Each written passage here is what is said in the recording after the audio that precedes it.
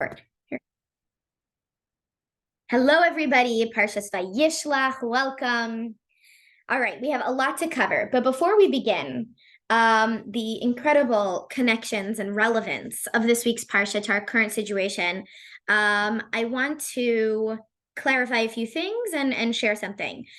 First of all, the way that I've been teaching Parsha since October 7th, which was right in line with the beginning of the Torah, Parshas Bereshis, has been looking at the Torah and the lessons from that week's Parsha that are relevant to our current time, 2023, where we are today, Israel at war against a brutal enemy, Hamas, which in the Torah, there's always these words Hamas that appears in the Chumash and Tehillim, as we've seen, and it's been popping out at us ever since.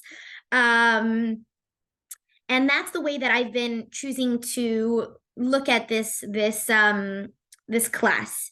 In future years, God willing, I'll focus on other lessons, other sichas that I enjoy and I find are really powerful, and we'll go with that approach.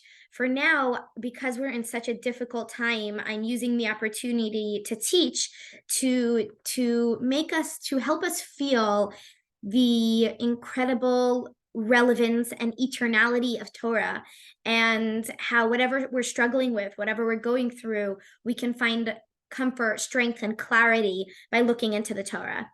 That being said, I want to share with you something. Rabbi Shais Taub sent out to his WhatsApp followers this week asking a question. And he said, if you reply to me, I will look at it. And he said, I've been thinking about, should I be commenting more on current events, things that are happening in the world, or should I just learn Chassidus and learn, teach? And by teaching from the sources, everything will work out from there. Should I, why waste my time on current events when I could teach Torah? On the other hand, he's noticing that there's a value to speaking on current events. And he kind of posed this question. So I took the opportunity to reply, and I shared with him like this. I shared with him that basically this is exactly what I've been trying to do. Not to speak about current events for the sake of speaking about current events, but to look at the Torah and look for the relevance, look for the clarity, as we've been doing. So I shared, not to say everything that I shared, but I said, in my humble opinion, it is about living with the times, as we've mentioned here, seeing the world events through the lens of the Torah, whether it be the Parsha of the week, the Tanya of the day, the Hayom Yom of the day, or a general time period. For example, Hanukkah, right? Hanukkah's coming up. Let's find all those most obvious connections, bringing light into the darkness and all of that, right? And I wrote, personally, the way I do this is by teaching Parsha this way. And I gave him a link to the Parshas Chaye Sarah class on Rivka Imenu being a hostage. And he is in middle of watching. And he says that he's very happy to be watching it, and he is looking forward to finishing it. So that is exciting.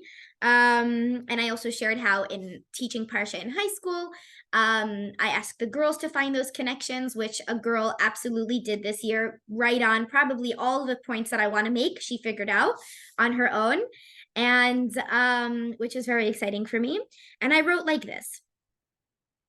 I've been trying to find these connections, right, as best as I could. But I can't learn from all of the connections I find, because there's a limit to how much I trust myself in drawing connections. The point is, the greater the Torah knowledge and sense, not just knowledge, but sense of Torah, the greater your ability to draw not only connections, but the lessons that those connections teach us for our current times. So yes, in answer to his question, I do think great minds of our times like you have a duty to speak out more with the clarity that Torah gives and through the Torah. And he said, thank you for this feedback. This is great. And I'm watching your Chai Sarah class. All right. Why am I sharing that? Because tonight in particular, some of the connections that I saw when looking at this week's Parsha I'm not 100% sure what to make of it and what lessons to take from it. So it's going to be a little bit more open-ended than usual because, as I shared, I don't have that, there's a limit to the connections that I could make and the lessons that we can take. Being that my Torah knowledge is limited, and that sense and Yiras Shamayim to be able to sense what is true, what is correct. That being said, let us explore this week's Parsha. So the first thing that popped out for me is how Yakov prepares for war. Now, in thinking about it, I had to realize that he is preparing for war in this. He's not preparing for war. He's preparing to meet an enemy, Esav. He's coming towards Esav, and he sends messengers. And Rashi tells us they're actual malachim, angels, and they come and say, actually, Esav is on a warpath with 400 men, 400 generals, an entire army. And he is the same Esav that hates you as before, so beware. So, okay, what does he do? So first of all, to recognize this was in preparation for meeting an enemy. It wasn't necessarily the war itself that we're referring to, but in preparation, he had a three-folded approach. The three things that he did, his skin atzmo l'shlosha dvarim. This is the Midrash saying this, that he prepared himself in three ways. L'tefila, he davened, and that's the first thing. First things first. He turned to Hashem and he recognized no matter what I do, no matter what vessels I make, no matter what I need to do to fight against Esav and protect my family, this is in your hands, ultimately. So he turned to Hashem first things first, recognizing where his salvation will actually come from. The second thing he did is uledoron. He sent gifts to Esav, trying to appease him, trying to avoid war. That's the Jewish way, right? We want to avoid war. We're not looking for war. We're looking for peace. Again, what to draw from there, I'm not sure. Okay, I don't know how much lessons we need to take from that, especially because we have to be clear that right now we're already in war, and during war is not a time for peace. War is war. Actually, I think Simon Jacobson right at this moment is having a video that's called "When War is Peace." Right? Sometimes the only way to get peace is through war. So we have to recognize at the moment that appeasement is counterproductive. But nevertheless, Yakov, again, these connections are my own, but we're looking at the Parsha, and Yakov turns to Hashem, he sends gifts, and Ulu Milchama, he prepares for war. Because at the end of the day, as much as we want to avoid war, there are times in Jewish history and in Jewish law that we are required to go to war. Number one being to defend and the security of our people and of our land. So that's what he does.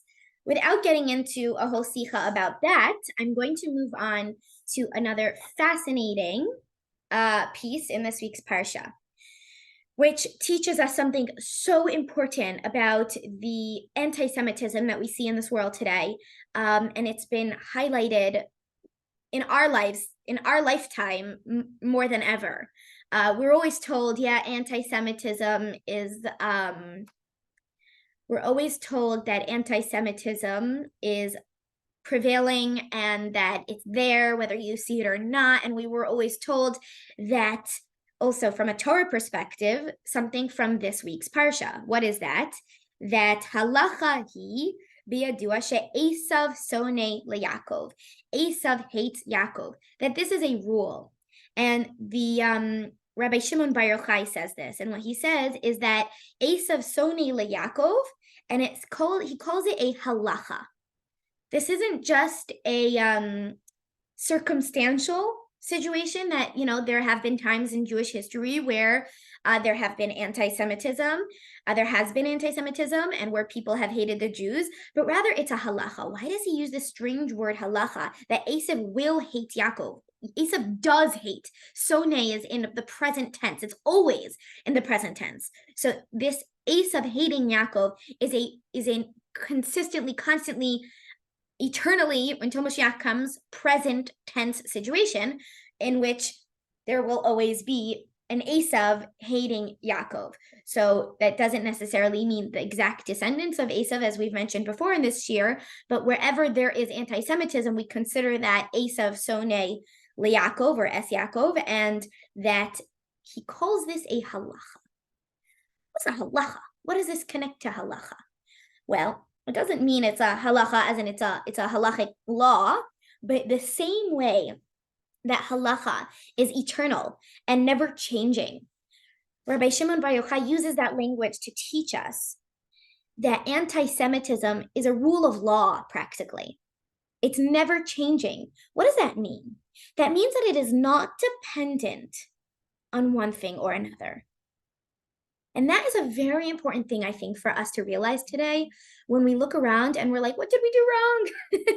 Why do we hate us so much? And there are so many Jews who really struggle with this, really struggle with feeling so insecure in their Judaism that people hate them so much. Like, why do they hate me? And this struggle can be completely eliminated when you recognize the spiritual source of it. You don't have to go worrying and being insecure in yourself and as a people of what we're doing to cause people to hate us. We can just look into the Torah and recognize that this is a spiritual rule, that Esav will hate Yaakov. And therefore, this hate is sourced in the essence of Esav and anybody who carries anti-Semitism out, in their hearts today. And it is not changing. And therefore, when Yakov, bringing that to this week's Parsha, where does that come up in this week's Parsha? It's when Yakov and Esav finally do meet. And although Esav was seemingly on a war path, and Yakov had to prepare for war, when they actually did meet, we have Vayiretz Esav lekraso vechabkehu, and I have it here, vechabkehu. So Esav ran towards Yakov and he hugged him. Vayipol al tzavarav, and he fell on his neck, on his shoulders. Vayishakehu, and he kissed him. Vayivchu, and they both cried. Now the Mefarshim debate and argue: was this fake, or was this genuine? And Rashi's approach brings Reb Shimon Bar Yochai saying what we just learned, that it is a halacha. It is never changing. It is a truth throughout the generations that Esav hates Yaakov. And yet, Rashi says, Ella shenimcheru rachamav ba'osa sha'a v'unishako b'chalibo. But that this was an exception. So yes, anti-Semitism is a rule of law, and yet there was this exception in which Esav truly, genuinely hugged Yaakov with all his heart. His compassion was aroused, and it was a wholehearted embrace. The Lubavitcher Rebbe points out about this, that there's a lesson we must take from this, and an attitude that we must have in times of galus and exile, in the time, what is galus? When we are ruled by the nations of the world, right? We can't do our own thing without them hating us, without them having a say, right? The United States thinks that they can tell us exactly what we can and can't do in the land of Israel. And all the nations of the world get together and they make resolutions from morning till night. So on the one hand, Mitzad Achad, Al Yehudi Litlos Es Miftacho B'Gayim, and this we must remember over and over again. On the one hand, a Jew may never rely and trust in the nations of the world, in the non-Jewish nations. We cannot put our trust in them. We cannot rely on them because halacha hi biyadua, it's a known halacha, known rule that Esav hates Yaakov, that there is anti-Semitism embedded in the system. Le'idach gisa. On the other hand, the Lubavitcher Rebbe points out that what we could learn from this Rashi, this incident in this week's Parsha in which there's an exception to anti-Semitism, Yesh bekocho shel Yehudi ligrom lekach. It is within the power, the ability of a Jew to cause that shegam b'matzav shel sina la'am Yisrael, that even in a situation of hatred towards the Jewish people, it is possible to somehow bring out a little bit of compassion, a little bit of an exception to the rule. How? When? How do we do this? Ka'asher Yehudi omed betokef al Yehudaso. When a Jew stands strong in their Judaism, it's not the opposite. It's not when we conform and try to be like them and try to appease their senses and try to, be all, whatever rules they want us to go by, but rather when we stand strong in our Jewishness. Umatzig his nahagos geya shel Yehudi, and we exhibit a behavior of Jewish pride. Geya is pride. We are proud of our Jewishness. When we come with that strength and that clarity and that pride in who we are, and not only who we are as Jews, but specifically in our Jewish attachment to Torah and mitzvos. That is our essence. Our essence is our connection to Torah and mitzvos. Ad shehu modia le'esav, even till we're so proud of our connection to Torah and mitzvos and who we are, that we'll even let them know. We're not afraid to hide it. How do we see that? Because in this week's Parsha, Yakov sends a message to Esav saying, Im Lavan Garti, I lived with Lavan, V'taryog mitzvos shamarti, and I kept all Torah and mitzvos. And that's a Rashi in this week's Parsha. So Yakov was proud of who he was. I keep Torah and mitzvos. I am a Jew, and I am proud of that fact. And I'm not going to hide it. When we have that confidence and that pride, mashpia hadavar gam al bnei umas ha'olam. This will have an influence even on the nations of the world. Ad shenimcharim rachameim, until their rachamim, their sense of compassion, will be moved. Vehem misyayim leYehudi bechol trachav, and they will help. They will be moved with compassion to help the Jewish people with everything they need. So that he will go on his path, we'll be able to do what we need and go on our way. Ad l'kiyum hayud, until we reach the goal of va'alu moshiyim bahar tzion v'haisa laHashem hamalucha. And this is a reference. This is a pasuk from Ovadia, from the end of Ovadia. And it is referenced to in another part of this week's Parsha, that in the future, Yakov and Esav part ways, and Yakov says, okay, you go on your way, I'll go on mine, and we'll meet one day by Har Seir. They never did. Then how could he say that? Because what he was referring to is this pasuk in Ovadia, that when we meet on Har Seir, when Mashiach comes. So until we reach that goal, and the nations of the world, the non-Jewish nations of the world, will help us reach that goal. When will they help us reach that goal? When we are confident in who we are. So we don't shy away from anti-Semitism. We're not cowardice. We don't try to hide who we are in the face of anti-Semitism. In the face of anti-Semitism, we are proud to be Torah-observant Jews, to be Jews who believe in God and his Torah and his mitzvot, and we'll even share that with the world. And when we share that with the world, we'll see a miracle happen, like the miracle of Yakov and Esav. They were literally on a path of war. And yet somehow it turned around, and Esav was overcome with compassion and hugged his brother Yakov, whom he hated with all his might and soul. And those are the miracles that we will see when we have that Jewish pride. Now, that was 2 out of 3 points I wanted to make. The third one, I think, is absolutely incredible as well. This one is in reference to another happening in this week's Parsha, where, Dinah, Yaakov's daughter Dinah, is abducted by Shechem, and raped. And Shimon and Levi, her brothers, take matters into their own hands and avenge her by killing the entire Shechem. Now, how do they do that? They pretend, through trickery, they pretend that they're interested in making a pact. And they say, but in order to make a, arrangement with you that we should marry each other, our families will marry into your families. Well, we don't marry into families that they don't have a bris. So we need you to have a bris.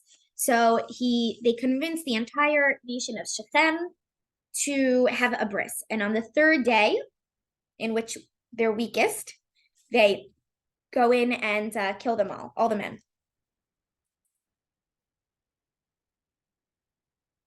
We have the most incredible thing about this incident, where Chazal actually teach us that from the pasuk, Shimon v'Levi, Achai, and first of all, before I even get into the Sicha, we already see again what we're dealing with today, our sisters and what they went through on October 7th, and that we went to war. We went to war to get rid of the evil that did this to our sisters. So that is very much what we're going to be talking about here. But the emphasis, the question here that the Lubavitcher Rebbe brings in a Sicha is questioning, why is it that it is from this incident, an incident in which Yakov rebuked them, Yakov was upset at them, and it's an incident of hariga, of killing. And yet, we learn from this incident about the age of a bar mitzvah. What do I mean? It says, Shimon v'Levi, achei Dina, ish cherbo. So Shimon and Levi, the brothers of Dina, man and his sword. They took their swords and they did what they did. They killed the men of the city of Shechem. And we are told by the Mefarshim that they were 13 by various calculations, that at this point they were 13 years old. And Chazal teach us that it is from this fact that they were 13 years old when they did this, and that they are called Ish at that time, Ish, man, that we learn that 13 is the age where a Jewish boy becomes a man, and that is the age of a bar mitzvah.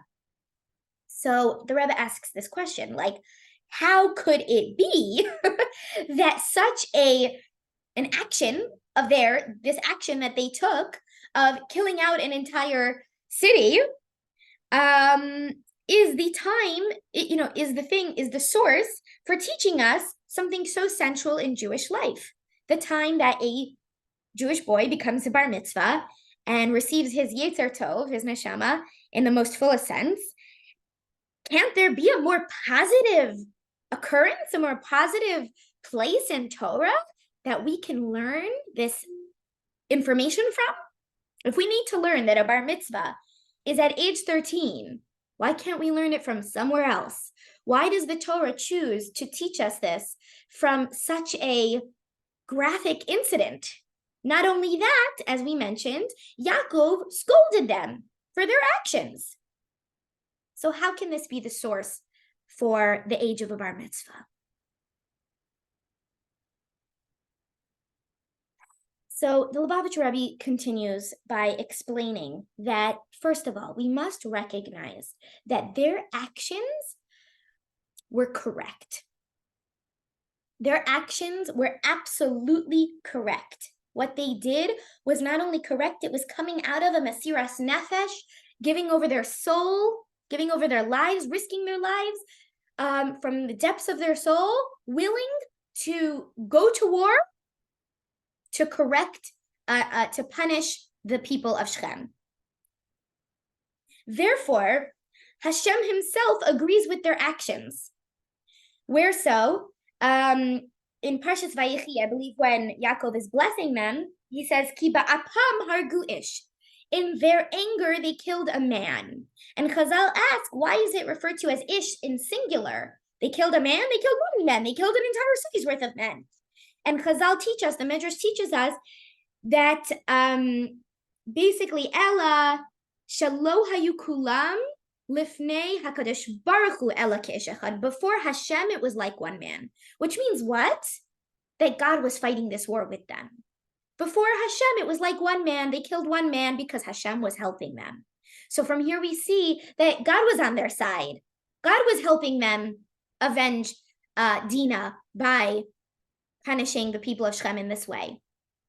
So then why did Yakov have an issue with it? So Yakov's issue with it is very interesting. One, he was saying they should have consulted him. They were 13 years old, right? They should have consulted him out of respect. He was the patriarch of the family. From the mitzvah of kibbud of, they should have asked him before taking matters into their own hands. He was saying this is inappropriate that you did this without consulting me. Two, he was concerned. They did not take into consideration the concern of how it would affect and anger the Yoshvei Haaretz, the people of the land, the inhabitants of the land at the time. And in this week's Parsha, Yakov does berate them and scold them. And what he says is exactly that Ve'omer Yakov el Shimon ve'el Levi. Yaakov says to Shimon and Levi after what they did, Arachtem osi, you have made me perturbed, lahavisheni beyoshev haaretz, by ruining my reputation amongst the local inhabitants, B'Kanani, Uvaprizi, right, the people of the land, the Canaanim and the Prizim. Va'ani mesei mispar, I'm only a few people, we're a small nation. How much time? Okay, another 10 minutes. And they might unite against me and smite me, destroy me, and then we'll be wiped out. So this is one of those points I wanted to make, that I'm not sure what to make of this, because this is Yaakov Avinu after all, that this is what he was worried about. And yet I feel that in today we do struggle with this feeling of, I can't defend, we have to be careful what we do in defending ourselves. We have to be careful how we act and, how far we go in destroying our enemies, because, well, what will our neighbors think?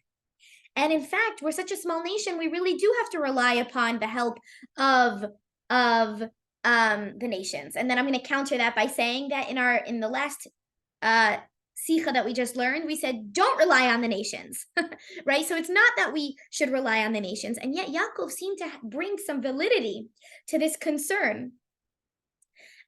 This concern of what will my neighbors think? And if they're angry at my actions, they're going to rise up against me. So again, I am not in a position to draw like lessons and connections of what to make from that. I just think that it is interesting that this was Yaakov's concern. And it feels to me, at least, that we have an echo of that kind of concern whenever Israel and the Jewish people go to war to defend our nation and defend our people. However, at the end of the day, etzem hamaisa navam imniim kedushim mitahorim, the essence of their actions, what they actually did, like we said, Hashem was on their side. It was coming from holy and pure motivation. More than that, and this really blew my mind, Shechem va'anshe iro. The Rebbe points out, why, if they want to avenge Dinah, how come they didn't storm the palace, kill Shechem, and take her back? How come they killed all the people of the city? Shesisayo lo b'maasehu hanafsha v'chifu alav. They killed the people of the city because they helped Shechem in his action of abducting and raping Dinah. They helped him in their atrocious criminal action, and they covered it up. And again, even this we knew, right? This we already knew, but specifically this week, we are seeing many stories coming out about innocent civilians in Gaza who were aiding Hamas in torturing the hostages, returning a hostage to Hamas, keeping them hostage, not giving them what they need, despite working in a UNWRA, I think, school, as we saw today, a doctor. This is literally coming out today, and everyone is recognizing, wait a minute. Innocent civilians? Who are we to say who's innocent? Only God knows. Only God knows which civilians in Gaza today are aiding Hamas and which ones are truly innocent and victims themselves. In this case, Shimon and Levi understood that the people of Shechem had aided and covered up Shechem's actions, and therefore they themselves were guilty of transgressing a mitzvah b'nei Noach, the Noahide laws, meaning the laws accepted by the nations of the world. And therefore, according to law of that time, they were liable to death. And so Shimon and Levi did what they were worthy of, is a better way of saying that. They did to them what they asked for, I'm missing the better phrase for this. Shechem, the people of Shechem, violated the law of the land in aiding this atrocious criminal act, and so they were liable to death. And Shimon and Levi, out of the feeling of holy zealousness, kinah kedosha, holy zealousness, similarly, the Rebbe points out, similarly to the kinah, the zealousness of Pinchas in Parshas Pinchas, a zealousness that was coming from the root of the essence of their soul. They didn't stop to consult with Yakov because they did what they needed to do without calculations and consultation, out of holy zealousness. And because of this, they merited that Hashem would help them in their actions. So yes, you may say that they should have consulted and they should have, but at the end of the day, what they were wanting to do, what they were trying to do, was coming from a holy place, a correct place, and Hashem helped them. And therefore, a Jew has to know that sometimes it's not about calculations and considerations and what will our neighbors think and all the things that Yakov was worried about, right? And what if we anger our allies in the West? Are they going to continue to help us? Sometimes we have to have that moral clarity that Shimon and Levi had and do what we need to do.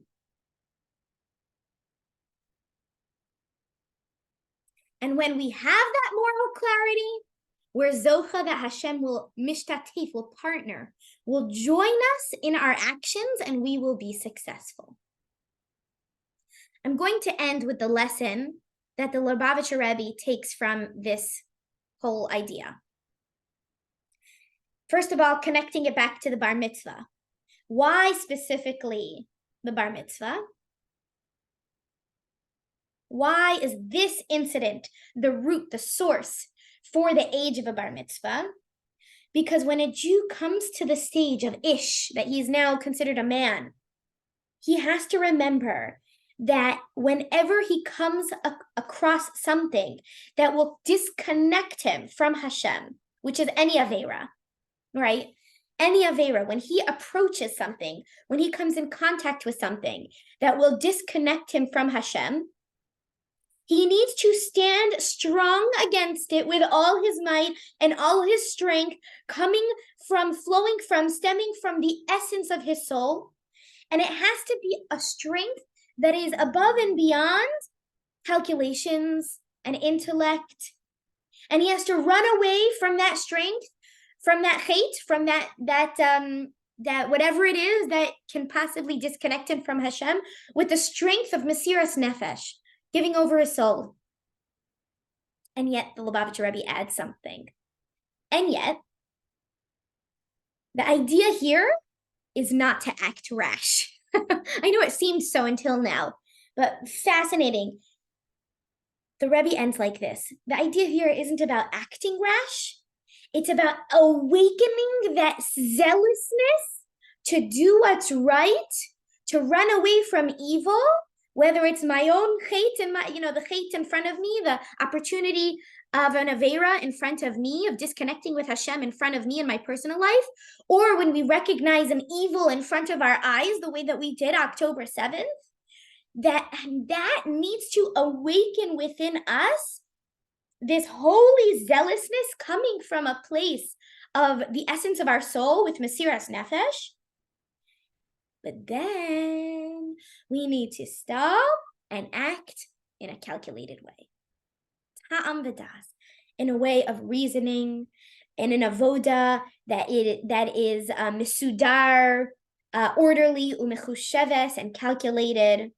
But the essence of a ish b'Yisrael, of a man, a person in the Jewish people, is the idea of this Mesiras Nefesh, this is holy zealousness that we will do that really is above and beyond calculations. We will do what we will need to do. Okay, yeah, we have to make war plans.